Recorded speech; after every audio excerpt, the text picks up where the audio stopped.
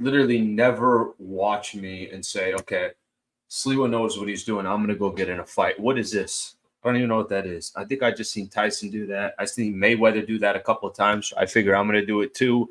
Probably not the greatest example of boxing, but listen, we got our first win of the season. Granted, it's preseason. We avoided starting 0-2, so now we could breathe a little sigh of relief because I don't know how you guys feel, but you start out 0-2, and we got some real question marks about the coaching staff and everything else. Okay, all right, that's not the case. Appreciate you guys being a part of the show. Preseason game number 2 in the books. Lakers took on the Brooklyn Nets. Got a chance to watch the game and then listen to some of the interviews. Bron and Anthony Davis talked. Austin Reeves talked. D'Lo talked right after the game. So a few things that I want to get into. We'll talk about the just kind of the team highlights, right? Box score, some things we liked, some things we didn't like. The starting lineup and seeing how that looks with Taurean Prince in there. I'm a fan of Taurean Prince. I mean, I am. I think he's one of those vets I think will fit very, very well for the Lakers. 8 guys in double figures. I'm going to spend some time on the depth. The Austin Reeves, D'Angelo Russell relationship. That's kind of an interesting relationship. I don't know how close these two guys are, and I guess they're really close. They golf a ton together, and I actually really like that those two have a pairing or have a liking with each other. And then I'll talk a little bit about the next game coming up on Wednesday versus the Kings. That game's in Anaheim, and I will be there. So thank you for being a part of the show. Please do me a favor. Takes 2 seconds. Please subscribe to the channel. Hit the notification button. I greatly appreciate that. And I'm going to be sitting with you guys right here, post-game show all year long. And we're going to be talking some Lakers basketball, some NBA topics too when they come about. Okay, real quick here, some of the team highlights. So Lakers over the Nets. Got a little closer at the end. Not going to lie, got a little closer at the end. Obviously, the Lakers took their foot off the gas at the end of the first half. But I got a few things that I want to point out here. Let me just, I had it open. Now I don't have it open. I had some stats here that I wanted to show. All right. I'll be there in 2 seconds. Okay. So from a team perspective, Lakers took 55 threes tonight. 55. That's a lot, even for the Los Angeles Lakers. And it's kind of funny. Listen to Darvin Ham postgame, and Ham's like, we want to take threes, but we also don't want to get crazy. But I actually read the exact quote. He said, that's one of our goals, but we don't want to go crazy. We want to love and live in the paint. So he's talking about not just sitting out at the 3-point line and just depending on threes, but Lakers took a ton of threes. Now, granted, part of that reason was they were hitting some threes. And because they were hitting some threes predominantly in the first half, I think they took 29. I want to double check here real quick. They took 29 in the first half, 12 of 29 from 3. That's not a great percentage, but no, actually that's okay. That's okay percentage from 3. But they shot 29 of them in the first half, and 41% from 3. So that's actually a really good percentage. They put up 675 points in the first half. So a lot of those threes were coming in that first half, but they ended up taking 55 total. So just to kind of point a couple things out, shot from the free throw a lot better than they shot in the first preseason game. So went 15 of 19 from the free throw line. Out-rebounded the Brooklyn Nets by a ton in the first half. I think in double digits by maybe 10 or 11, something like that. But it ended up being 48-44. Granted, I think everybody, obviously knows as far as the second half goes, no LeBron James, no Anthony Davis, no D'Angelo Russell. Don't pay too much attention to that. You just want to see what the team looks like when they were playing together. Some other stats that I guess you could say stood out a little bit. 16 turnovers for the Lakers. Let's see. Kept sending the Nets to the free throw line. Brooklyn took 32 free throws. Lakers only took 19. Granted, Brooklyn took 16 less three-pointers in the Lake Show, so they were more aggressive of getting to the basket. So from a box score perspective, those are a couple of things I want to point out. Both teams pretty much shot the same, 48% to 49%, but that just gives you kind of a good idea of what the team box score looked like. Individual performances, I'm going to wait for a quick second. I don't want to get into that just yet. I want to talk about what the Lakers did from a starting lineup perspective, and then we'll get into the individual performances. So starting lineup for the Lakers tonight, this was the first time that we were going to get a chance to see LeBron James, first time we're going to get to see Anthony Davis. So obviously that was going to be important to see, LeBron James and Austin Reeves. That was going to be the first time we get to see them in action. And not too surprising with how those two players played, but give me 2 seconds to talk about them. I want to throw this out to Laker fans out there. Taurean Prince got a chance to be in that starting lineup tonight, played 20 minutes. A lot of compliments from LeBron, a lot of compliments from, the coaching staff this guy can play anywhere. He's a really, really good player. He's the perfect type of role player. Curious to see what you guys thought about Taurean Prince in the starting lineup. Now, let me continue to emphasize this. It is a preseason game. You're just playing the Brooklyn Nets. There's still so much to see. I'm sure some Laker fans. It's funny that the starting lineup piece of this, Taurean Prince had 13 points tonight. 5 of 7 from the field, hit 3 threes. The dude's going to hit threes. I know one of his goals hit 40% from 3 this year, but he's going to hit threes. He's going to space the floor well, and I'm a fan of his game. But it's crazy how many different players we've talked about potentially in the starting lineup. We've talked about Jackson Hayes. I know a lot of people are off that boat. I was one of those that was on that boat because I thought Anthony Davis wanted to play the 4, so I thought it would just be natural. And now it seems like it's kind of coming down to one of those wings, either Taurean Prince, Jared Vanderbilt, or Rui Hachimura. Those are the 3 that I think everybody's kind of keying in on. I thought Taurean looked really, really nice to start the game. I thought he was a seamless fit for the Lakers, and I think he'll play well with the rest of the crew. I got the game on in the background here, so kind of just watching some of the replay here, and it was actually a LeBron play, Taurean Prince following it up. But anyway, so with that being said, I thought the Taurean Prince fit, I'm a fan of it. You just have such a small sample size of it, and we're going to just have to wait over time. But I think what he provided today is a good example of what he could provide, or what he provided tonight is a good example of what he could provide on a night in, night out basis. So Taurean Prince was in the starting lineup tonight. He ends up with 13 points, 5 of 7 from the field in 20 minutes of play. Now I'm going to start getting to some of the individual players. Again, I'll say it again. Your thoughts on what you thought of Taurean Prince, and if you like him in the starting lineup, or if you have a different suggestion, you could throw it in there as well. Okay, so Bron plays his first game. 3 of 8 from the field, 17 minutes, looked fresh. Why wouldn't he? It's the first preseason game. He didn't play in the first one. If there's ever a time he's going to be fresh, now's the time to be fresh.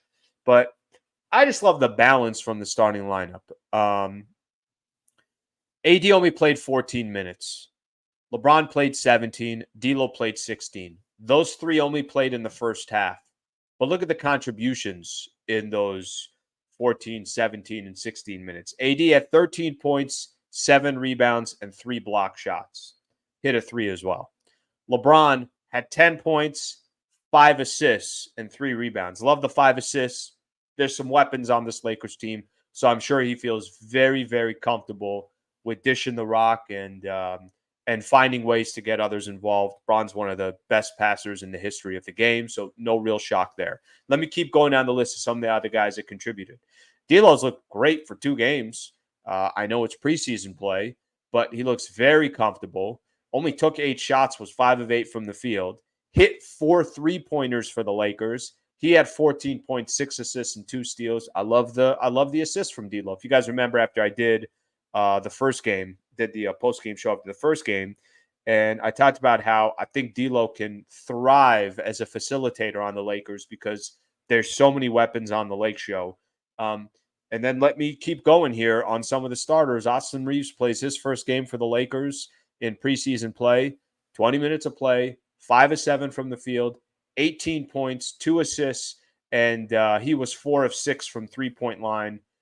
So basically between Austin Reeves and D'Angelo Russell, they were 8 of 11 from 3. And Reeves still does a thing where I'm going to get to the free throw line, got there 4 times. That starting lineup was really nice. And you know, the thing that I pay most attention to is what is the lineup? What does it look like? How productive are they? And in the first half, when that five played together, basically, the Lakers hit 12 of 29 from the three-point line. They had 75 points in the first half. They did give up 61, so I wasn't crazy about that. But, hey, you're up 14, so that's all that really matters.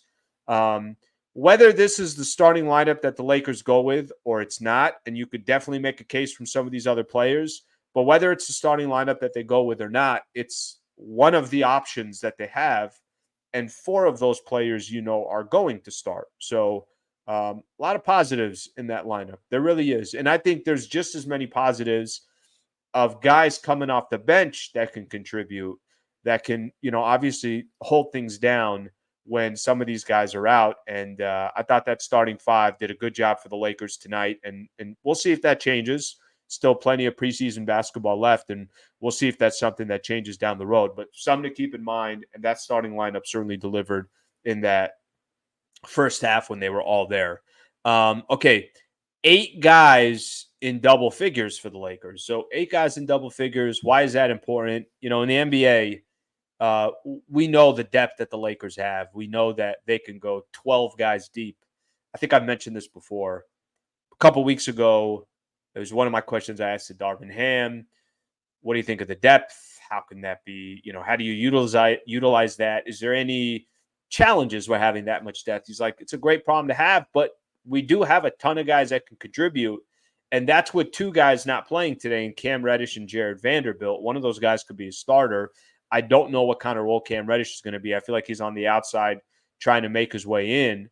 But aside from AD with 13 and Taurean Prince with 13 and LeBron got 10 and D'Angelo got 14 and Austin Reeves got 18, Rui Hachimura led the Lakers in scoring tonight. And I know he's probably making a case. He had, where was it? Was it in media day or was it after the first game?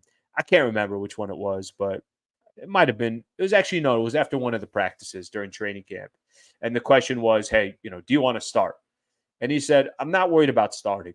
He was very unselfish and kind of continued to emphasize the point. He's like, I just want to play minutes and I want to close games. So the message Rui had is, look, you don't have to have me in to start the game, but I'm talented enough. I could play both sides of the ball. I'm a problem on offense. I could crash the boards, make sure that I'm closing out games, and make sure I'm getting proper minutes. He played 20 minutes tonight. Rui had 19 points and 5 rebounds. Take that all day long. 8 of 14 from the field. The thing that's actually great about everybody's stat line offensively for the Lakers, look, gave up a lot of points, 126, but you're going to need your guys. You're going to need Anthony Davis, some of these other guys, if you're going to be a team that's a good defensive team. And Brooklyn just bombs, man. They shoot, and they got a lot of guys that are not afraid of pulling the trigger. But back to Rui Hachimura, back to this Lakers team, so many guys shot 50% or better. The only guys that didn't shoot 50% or better, LeBron was 3 of 8, and Christian Wood was 4 of 10.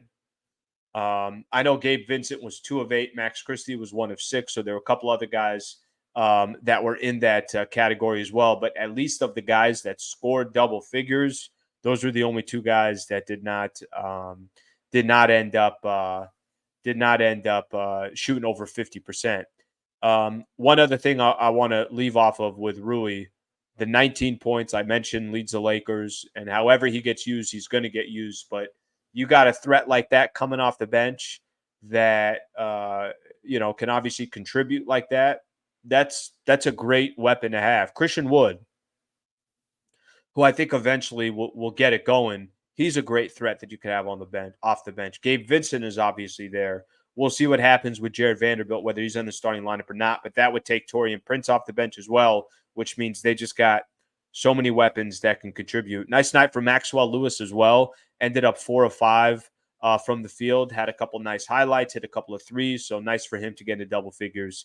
He had 10 points as well. The only other guy I want to mention just individually, I know he wasn't in double figures, Jackson Hayes, 4 of 4 from the field, 8 points, 7 rebounds for him. So it was nice seeing him get some run and get some productive minutes, play 21 minutes total. So ultimately for the Lakers, you got a crew of guys that are ready to help. I think you got a lot of guys that are very unselfish as well. I think that's a great, great sign to have guys that are unselfish. Now, we'll see as the season progresses, but I was listening to D'Angelo Russell postgame, and D'Lo. I'll throw this on here because it's going to lead me to my next topic. Listening to D'Angelo Russell and what he said, I thought some things he said were interesting. He talked about how there's a lot of continuity with the team because there's also a lot of familiar faces. A lot of that core played in that championship run, so there's no surprises. But he said that there's continuity on the floor and there's continuity off the floor. And he kept emphasizing, like, it's a good group of guys. And they all like playing with one another, and they all like hanging out with each other off the floor as well. So those are small things that I know might not seem like a big deal, but trust me, chemistry is a very big deal in sports. It's a very big deal in businesses and companies and families and, whatever the case is. But having the ability to not just have chemistry with each other, but to be honest with each other, to hold each other accountable, to all that stuff, that's very, very big in the world of sports. And D'Angelo Russell was pointing that out with Mike Trudell and Spectrum right after the game. He also pointed out kind of an interesting thing that I'm kind of learning more and more of. D'Lo and I guess Austin Reeves have a really close relationship. They're kind of buds on the team, and they're golfing together a lot, and they're hanging out a lot. And I don't know why I think that's a big deal, but I really like that those two are hanging out together. They're around the same age. I guess, they both obviously like golfing together. They're playing in the backcourt together for the Lakers. Austin Reeves, I heard him in his post-game show just complimenting D'Angelo Russell. He's like, sometimes I have to remind him nobody can stop him.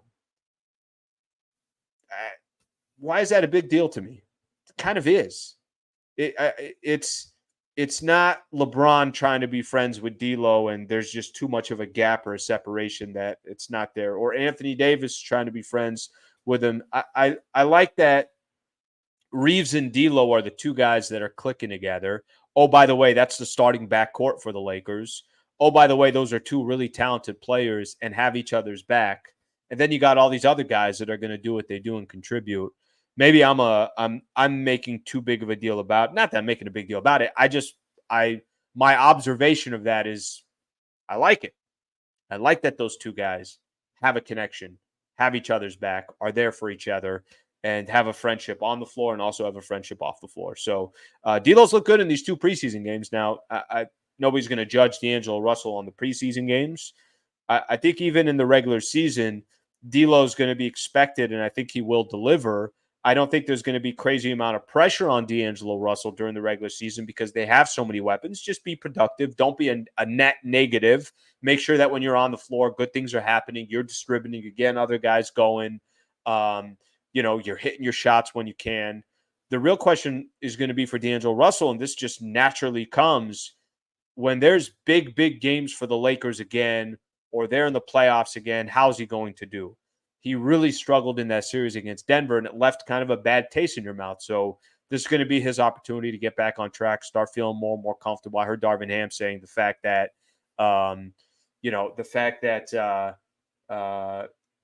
D'Lo, he is comfortable in LA. He is comfortable the second go around, and it is very helpful that they get a training camp together and a preseason together. So we'll see how D'Lo works out. But Austin Reeves, D'Angelo Russell, apparently clicking together before the season even starts.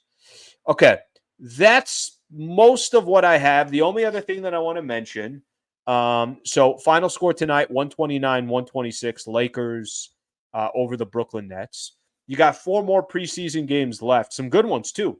You still got the Sacramento Kings. I don't know if in order, but I think it's Sacramento, Golden State, Phoenix, Milwaukee and Phoenix, something like that. So we got some great matchups the rest of the way. 3 teams that obviously were in the playoffs last year. A couple teams that are expected to win the whole thing in Phoenix and Milwaukee. So I'm excited for the rest of the preseason.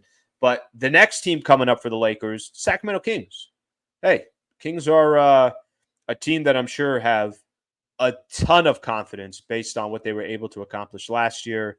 So Wednesday, that's happening in Anaheim. I'll be there for the game in Anaheim. We'll see if I'm still there. I don't know. I'll probably end up recording when I get back home. So I'll definitely put up another video of the post-game show after the Lakers take on the Sacramento Kings. But we got some good matchups coming. The Kings feeling good about themselves. They're trying to build off what they were able to do last year.